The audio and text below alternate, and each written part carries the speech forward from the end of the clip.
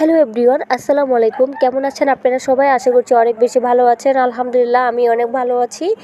আবারও আপনাদের সাথে খুবই সুন্দর আকর্ষণীয় একটি ডেজার্ট শেয়ার করব। আশা করছি আপনাদের কাছে খুবই ভালো লাগবে। এই ম্যাঙ্গো ডেজার্টটি তৈরি করার জন্য সর্বপ্রথমে লাগবে আমাদের দুটি আম। এখানে আমি দুটি আম নিয়েছি। এখন আমগুলোকে সাইড থেকে এইভাবে একটি ছুরির সাহায্যে কেটে নিচ্ছি। তারপরে এইভাবে আবারও এগুলোকে দাগ দিয়ে এভাবে কেটে নিব। এভাবে কেটে নিলে কি হয়, খুব সুন্দর করে আমের যে টুকরোগুলো আছে এগুলো বের করা যায়। তো এইভাবে আমি দুটি আম কেটে নিচ্ছি। এই জেলের ডেজার্টটি দেখতে যতটা সুন্দর ছিল, খেতেও অনেক বেশি ভালো ছিল। এই ডেজার্টটি তৈরি করার জন্য খুব বেশি সময়ের প্রয়োজন নেই। সর্বোচ্চই আপনার আধা ঘন্টার ভিতরে ডেজার্টটি তৈরি হয়ে যাবে। তো দেখতেই পাচ্ছেন আমি এইভাবে আমগুলোকে কেটে নিচ্ছি। এখন এইগুলোকেও সাইড করে রেখে দিব। তারপর এখানে নিয়েছি আমি অর্ধেকটার মতো ড্রাগন ফল। এখন এই ড্রাগন ফলটাকেও খুব সুন্দর করে আমি কিউট করে কেটে নিব। এখন এটাকেও একটি সাইডে রেখে দিচ্ছি।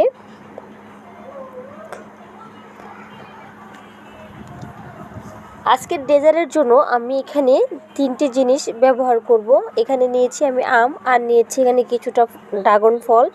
আরও একটি জিনিস ব্যবহার করেছি এখানে এটা আমি পরে দেখিয়ে দিচ্ছি আপনাদেরকে। এখন চলে যাচ্ছি চুলায় জেলিটা তৈরি করার জন্য। তো জেলিটা তৈরি করার জন্য এখানে আমি 2 বাটির মতো পানি দিয়েছি, আর দিয়েছি এখানে 2 টেবিল চামচের মতো আগার আগার পাউডার। তারপরে এখানে দিয়ে দিচ্ছি আমি মেজারমেন্ট কাপের 1 কাপ দিয়েছি চিনি। এখন সব কিছু দেওয়ার পরও খুব ভালো করে মিক্স করে আমি চুলাটাকে অন করে দিব।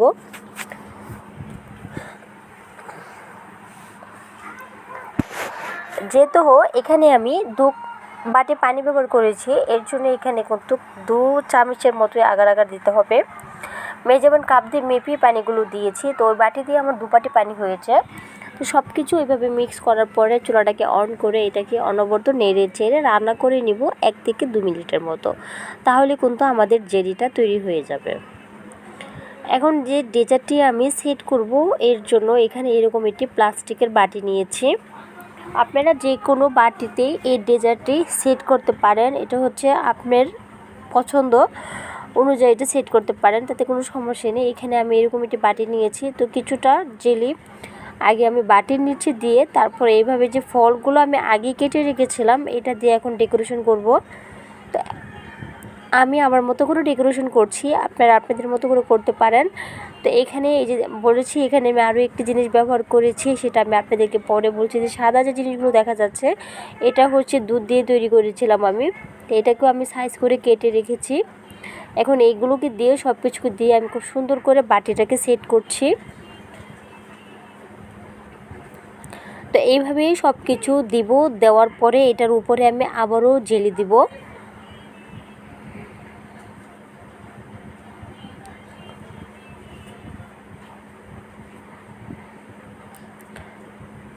তো দেখতেই পাচ্ছেন কিভাবে দিচ্ছি। আপনারা কিন্তু আপনাদের মতো দিতে পারেন, আমি আমার মতো করে দিয়েছি। এভাবে একের পর এক দিব।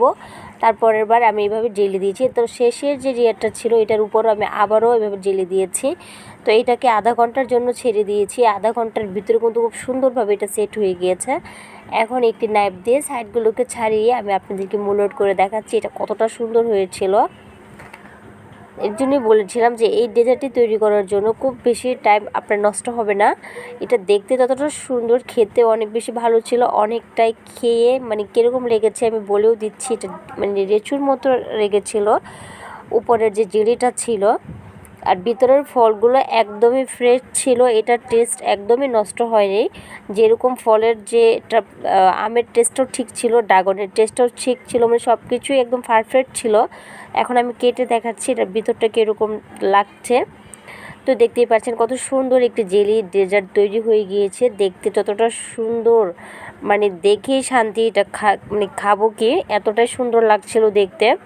তো যদি ভিডিওটি ভালো লাগে কারো কাছে, প্লিজ চ্যানেলটাকে সাবস্ক্রাইব করে দিয়ে আমার পাশে থাকবেন। আমার বেল বাটনটা ক্লিক করে রাখবেন পরবর্তী নোটিফিকেশন সবার আগে পাওয়ার জন্য।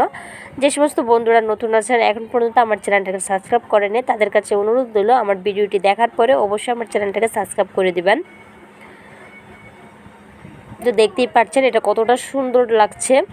তো আজকের ভিডিওটি এ পর্যন্তই ছিল। কার কার কাছে এই জেলি ডেজার্টটি ভালো লেগেছে অবশ্যই আমাকে কমেন্টে লিখে জানাবেন।